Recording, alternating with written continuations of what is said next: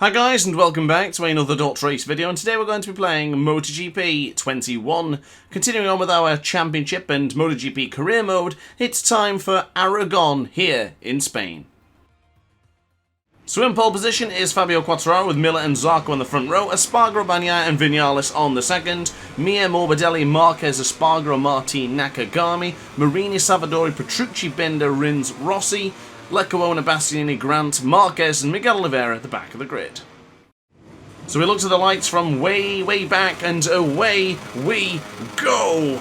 Decent start, and not bad actually getting off the line. Now we need to try and get ahead of Valentino Rossi and as many riders as possible. Hard on the brakes we go for the first corner here in the city of near Alcanit, the track right near there as we get into the back of Lorenzo Savadori. There, better contact as we make a little bit more contact. Rossi had to sit the bike up there very briefly and very abruptly there to stop himself from crashing. Alex Rins is making contact with the man on board the Aprilia as well as we go into the left-hand side for turn 4. Not a great start, I'll be truthfully honest with you there as we go into turn 5. Making massive contact there with Lorenzo Savadori. That awful animation in this game when you make contact with someone when they want the same position. That collision detection just launches you into the air for absolutely no reason whatsoever. That was rather bizarre, wasn't it, as we go into the right-hander. This is the reverse chicane here in Aragon. Wonderful track. I must confess, I really do like this track, although I don't tend to do very well at it. It's a track that I'm still yet to claim a victory at. So, of course... Oh, carnage!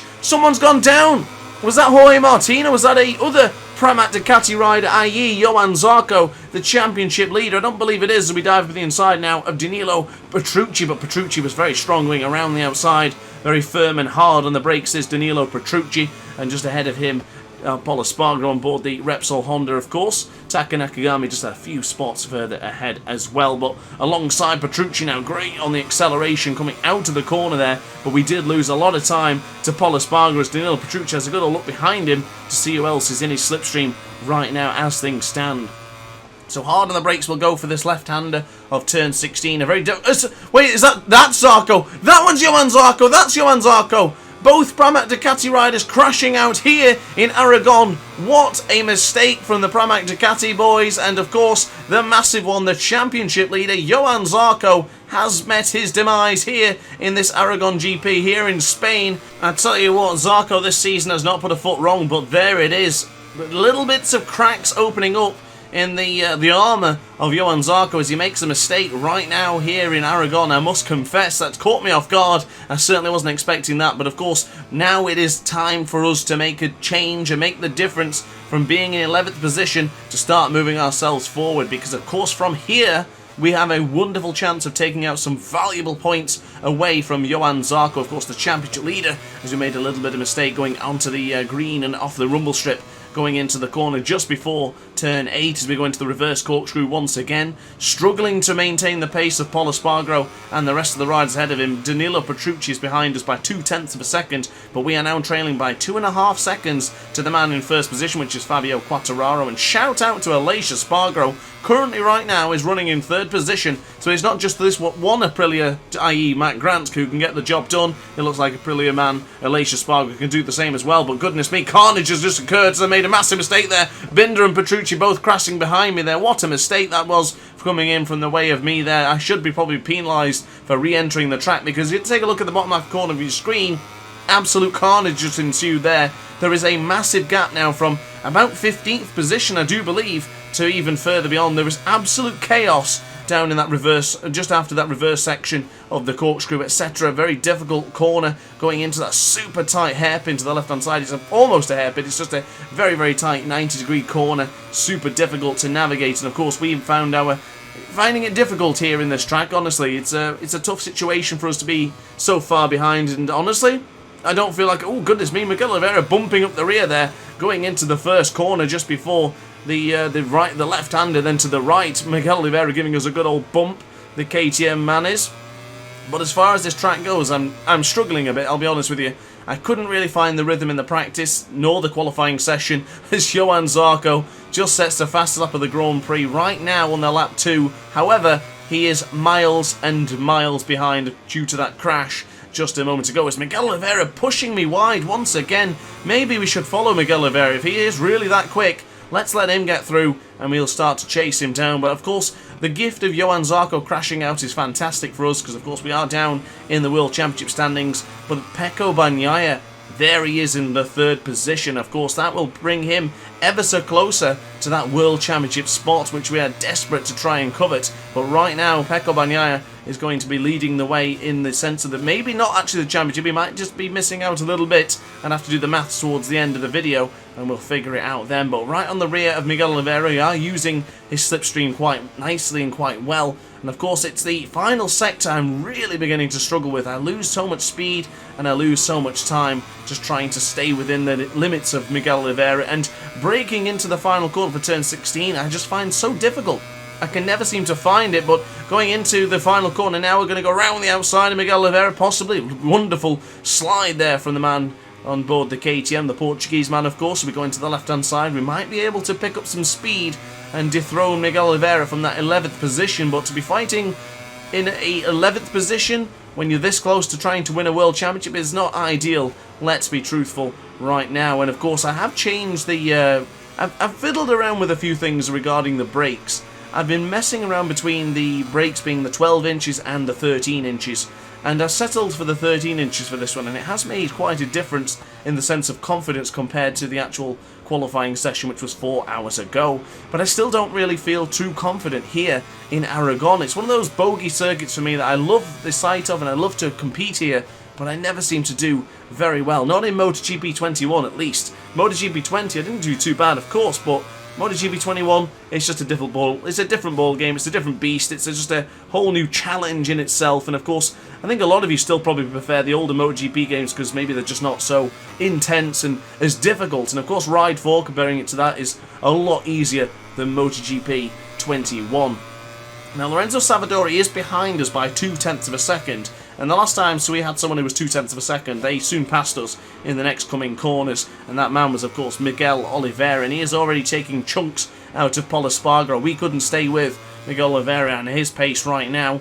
Not so much of the Aprilia track, as it seems to be Aleix Espargaro has gone backwards as well. He was currently on, well, he was in 3rd position, as we mentioned earlier, but now currently not even in the top 5 as things stands. And the 2-factor Ducati Desma Sedici GP21 boys are leading this Grand Prix with stunning style.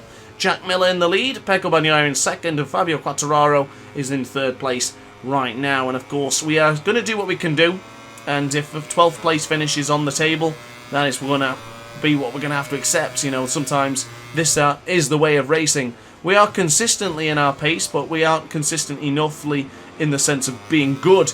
We're making too many mistakes, too many errors, and it's not smooth. It's not my nicest and cleaning riding style that I'm used to, and what I'm proud of doing here in this track. It seems to be a little bit off the mark, and unfortunately there's not much I can do about it. Probably a lot more practice and maybe another little bit of an upgrade to this Aprilia. But of course, this Aprilia will be getting some major upgrades after this race, so I'm pretty much looking forward to that one, because the more upgrades, the better it means for this Aprilia RSGP, and the better it means for me and for you guys, because of course I'm going to be a lot more competitive.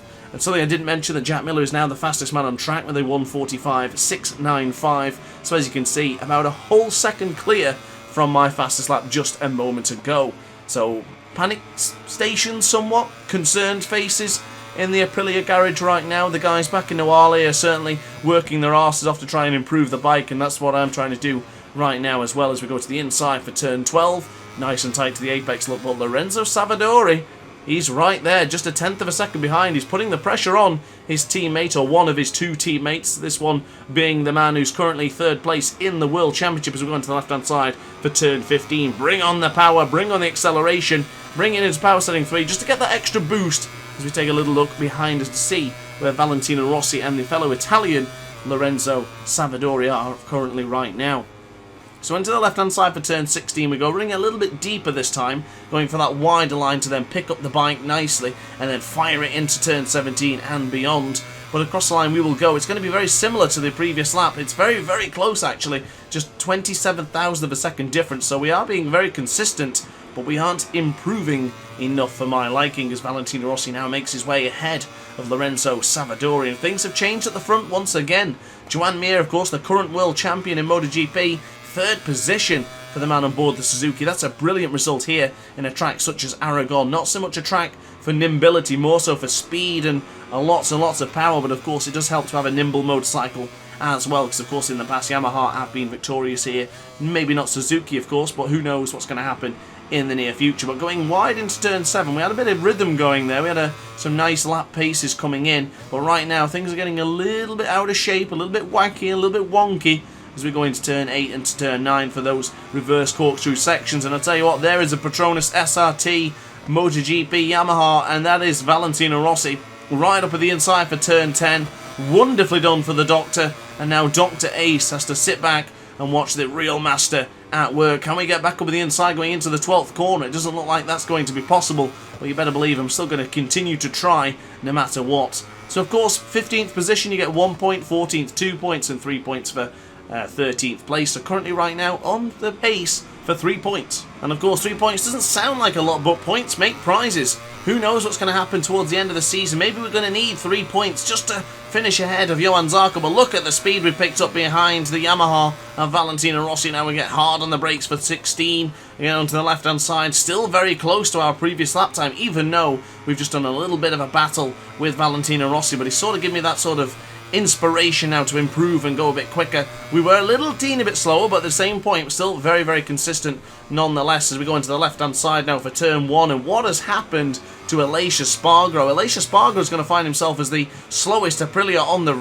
grid right now, or at least on the track. So not sure what has happened to the man who finished on the podium in real life in Silverstone just a couple of days ago. As we go on the left hand side now for turn 4, bring on the brakes going into turn 5. Be very careful when trail braking into the 5th corner, because it is very easy to lose the front going into that corner. But hard on the brakes will now go for the right-hander of turn 7. We have closed in on Aleix Espargaro, so we're going to be able to pick up another point, which will result in a nice cheeky 4 points for Matt Grant, which is of course not as good as Pecco Bagnaia there in 2nd position, but it's a lot better than Johann Zarco. And there is Valentino Rossi again. You've probably just seen him just popping his head into the picture there as we go into the left hand side for turn 10 for quite a long time. Bring on the power, bring on the upshifts, and let's see if we can chase down Aleix Espargaro to get some additional points. Points make prizes, and an extra point will go in my benefit quite nicely as we get completely out of shape there going into the apex. We were very tight to the apex there.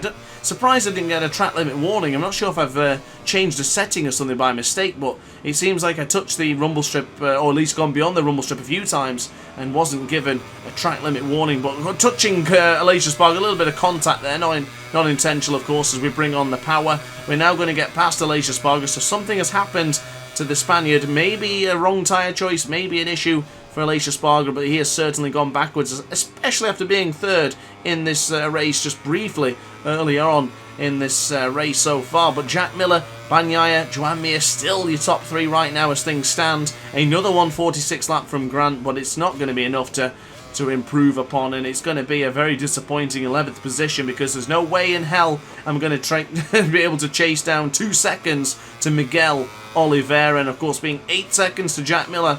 Again, not a very good result at all. We appear to have lost Aleix Espargaro. Something's dramatically happened to the Spaniard, because he's now no longer anywhere on that left-hand side of the screen as we make a mistake going in to that left-hander there. Very tight left-hander, very difficult corner to get right, especially when you're hard on the brakes and you're trying to not lose the front. As Valentino Rossi just dives with the inside for turn 7. Salvadori has pinched my spot as well. We have now gone backwards and lost those extra points that I was trying to hold on to desperately, and those points have gone begging. This is going to be a disappointing race, because of course we were going to try and take some points away from Johann Zarco, and it looks like we're going to only be able to take 2 points away from the Frenchman who is currently leading this World Championship. And there is Pecco Bagnaia sitting pretty. He'll be stepping on the carver in just a moment's time, because he's going to finish on the podium in 2nd place. As we now go into the left hand side for turn 12, Salvadori and Rossi are moving ahead of me from right now, and I don't think I'm going to be able to chase them down. I'll try and close them in on the brakes. We get a little bit out of shape there going into the rumble strip, and oh, we've completely messed it up. We've completely messed this one. How on earth do I get back on the track? I'm going to try and cut the corner and then slow down to allow the riders to... Oh, I can't believe that's just happened. Oh, no way. Even if I let them get past me and go return back to the same position, am I going to have a long lap penalty? Oh, I don't believe that. Oh, goodness me. That is a major faux pas. I'm not going to get anything now. No points for Grant in this one. It's going to say I'm going to finish in 13th, but because that little faux pas there, I'm on a long lap penalty, thus resulting in a 3-second disadvantage. So Jack Miller wins with Bagnaia second and Joan Mir on the podium. Quartararo, Vinales, Morbidelli, Marquez, Nakagami and Paul Espargaro finish your top 9. So we're looking at the championship standings. This is the interesting part now, that Johan Zarco still leads by just the thinnest of margins of 5 points and 29 ahead of Grant. Looking at the team championship, and Pramac Racing have lost the lead as Ducati Lenovo sit at the top of the page by 31 points clear. So look at the Constructors' Championship, and Ducati quite clearly leading this one, and have already pretty much got this one signed, sealed and delivered. So it's kind of pointless me even showing this anymore, because that Ducati with the MotoGP Constructors' World Championship is probably going to turn from a 1 to 2 very, very soon. But guys, upon that note, I hope you enjoyed the video. Like, comment and subscribe if you did, and hit the notification bell to be alerted to every single Dot Race upload. And of course stay tuned, because more MotoGP 21 content to come tomorrow. Ciao for now. Oh hi, didn't quite see you there. Good to see you're still here. If this video didn't quite sate your appetite, then why not watch some more Dot Race content by clicking the video shown on screen now. Furthermore, if you would like to follow me on social media, you can do so now, with the links down in the description. Consider subscribing so you don't miss a single Dot Race video.